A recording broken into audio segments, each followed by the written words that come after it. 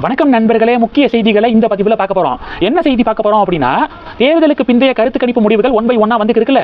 கொஞ்சம் நேரத்துக்கு முன்னாடி ஓய்வு பெற்ற காவல்துறை அதிகாரி ரவி சார் என்ன பண்ணியிருக்காருன்னா, அவருடைய எக்ஸிட் போல் ரிசல்ட்டை வெளியிட்டிருக்காரு. இது திமுகவை கதற விட்டுருக்கு. அதில் என்ன சொல்லியிருக்காருன்னா, 2440 ஓய்வு பெற்ற காவல்துறை அதிகாரிகளின் உதவியுடன் 2,44,000 பேர்கிட்ட இந்த சர்வேயை நாங்கள் எடுத்தோம். 2,44,000 பேர்கிட்ட சர்வே எடுத்தோம். யாருக்கு ஓட்டு போட்டீங்க அப்படின்னு நாங்கள் கேட்டோம். அதில் 41% பேர் டிவிகேவுக்கு ஓட்டு போட்டதாக சொன்னாங்க அப்படின்னு இந்த தகவலை ஓய்வு பெற்ற ஐபிஎஸ் அதிகாரி ரவி அவர்கள் வெளியிட்டிருக்காரு. 2,44,000 அப்படிங்கிற நம்பர்ஸு ரொம்ப பெரிய நம்பர். கருத்து கணிப்பு எடுக்கக்கூடிய நிறுவனங்களே அவ்வளவு சாம்பிள் சைஸ் பார்த்தீங்கன்னா அவ்வளவு இருக்காது. நீங்கள் axis my India, India today உடைய கருத்து கணிப்பு ரிசல்ட்டுடைய சாம்பிள் சைஸு 1 லட்சம் நினைக்கிறேன். ஆனால் இவர் 2,44,000 பேர்கிட்ட நான் எடுத்தேன் அப்படின்னு சொல்கிறாரு. 41% பேர் டிவிகேவுக்கு ஓட்டு போட்டதாக சொன்னாங்க அப்படின்னு சொல்லியிருக்காரு. ஒருவேளை இவர் சொன்னது நடந்துச்சு அப்படின்னா டிவிகே ஒரு பெரிய ஒரு சக்தியாக தமிழக அரசியலில் டெஃபினட்டாக இருக்கும் அப்படிங்கிறதுல மாற்று கருத்து இல்லை. ஆனால் இந்த கருத்து கணிப்பு முடிவுகளை வச்சு நம்ம எதுவும் கன்க்ளூட் பண்ண முடியாது. வெயிட் பண்ணி பார்க்கலாம். ஏன்னா எல்லாத்துட்டையும் ஒவ்வொருத்தங்களுடைய மைண்ட் செட்டு ஒவ்வொரு மாதிரி இருக்கும். எல்லாத்துக்கிட்டையும் நம்ம தனித்தனியாக போய் கேட்க முடியாது.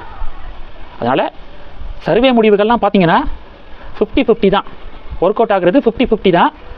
மே 4ஆம் தேதி எக்ஸாக்ட் ரிசல்ட் தெரியும். வெயிட் பண்ணலாங்க. இது ஒன்று.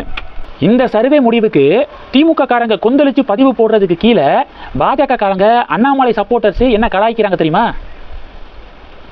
திமுகவை ஐபிஎஸ்கள் தொடர்ந்து கதற விட்டுக்கிட்டே இருக்காங்களே அப்படின்னு அண்ணாமலையை மேற்கோள் காட்டி போஸ்ட் போடுறாங்க. அண்ணாமலையும் எக்ஸ் ஐபிஎஸ் தானே, ரவி சாரும் எக்ஸ் ஐபிஎஸ். அண்ணாமலை பிஜேபி மாநில தலைவராக இருந்தபோது இப்போ வரைக்கும் திமுகவை எந்த அளவுக்கு கதற விடுறாரு அப்படிங்கிறத நம்ம தினமும் பார்த்துக்கிருக்கோம். இப்போது கருத்து கணிப்பு அப்படிங்கிற பேரில் எக்ஸ் ஐபிஎஸ் ரவி சாரும் திமுகவை குழம்ப விட்டுட்டாரு அப்படின்னு சொல்லிட்டு பாஜக சப்போர்ட்டர்ஸ் எல்லாம் பதிவுகள் போடுறாங்க. பெரிய புயலை கிளப்பிருக்கு இந்த டிபேட்டு.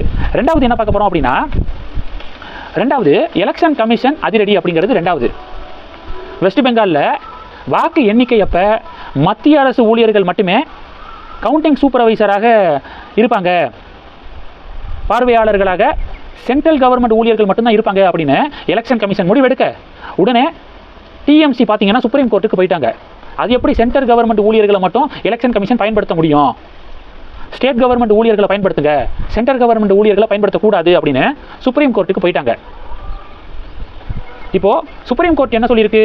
இவ்வளவு தேர்தலாக மாநில அரசு ஊழியர்கள் தானே பயன்படுத்தப்பட்டாங்க, இப்போ மத்திய அரசு ஊழியர்கள் பயன்படுத்தினா என்ன தப்பு? இது ஒன்றும் விதிமீறல்லாம் கிடையாது அப்படின்னு சொல்லிட்டு எலெக்ஷன் கமிஷனுக்கு ஃபேவராக தீர்ப்பு கொடுத்துருக்காங்க சுப்ரீம் கோர்ட்டு. இது டிஎம்சிக்கு ஒரு பெரிய செட்பேக்காக மாறி இருக்கு. இந்த செய்திகளை பற்றி உங்களுடைய பார்வைகளை மறக்காமல் கமெண்ட் பண்ணுங்கள். தொடர்ந்து கணக்கில் இருங்க. அடுத்தடுத்து நிறையா பதிவுகளை பார்க்க போகிறோம். நன்றி. ஜெய் ஹிந்த்.